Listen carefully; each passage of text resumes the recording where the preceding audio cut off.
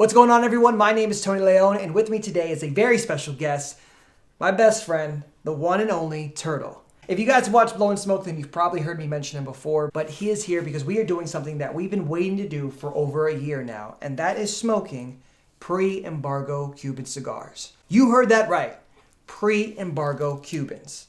Back in the 60s, JFK has this trade embargo imposed against Cuba so that US and Cuban goods could not exchange hands, thus inevitably making the rarity and popularity for Cuban cigars in the US market. So you might be wondering, well, how did you guys get them? Last year, we were lucky enough to attend the Great Smoke for the first time, might I add, and inside one of Smokin's shops was an amazing humidor selection, but it had like this bat cave-like door right inside their humidor. It was a weird door that just had a keypad and a small sign that just said, "See an associate for assistance." Right. So we enter this room that has some of the rarest stuff I had ever seen in a cigar shop. Yeah, there was a Gurkha His Majesty, $750 a cigar. Yeah. Pre-embargo rums were there.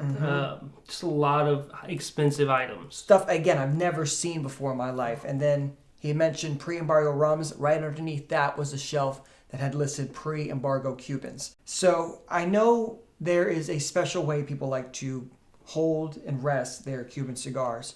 How did you manage to hold yours for that year's time? Yeah, so after the research that I did, I noticed that everyone could agree on one thing, and that was 65% relative humidity. Yeah. So I went to Boveda's website and I bought a 65% humidity pack, and I wrapped this guy in it, and I tucked it down in the corner of the humidor, down at the bottom, and I just let it stay dark and humid. Before we smoke these, do you have any expectations going in?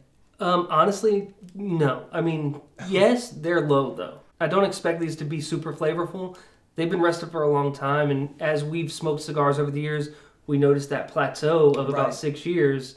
And then what happens is after you let them rest more than that, they tend to get more muted and the flavors tend to go away. I expect this is that amplified by a lot. Yeah, I'm with you. I don't know what to expect with this. I didn't find any real information on my cigar, so I don't know any tasting notes, any profiles, but I will let you know how it smokes.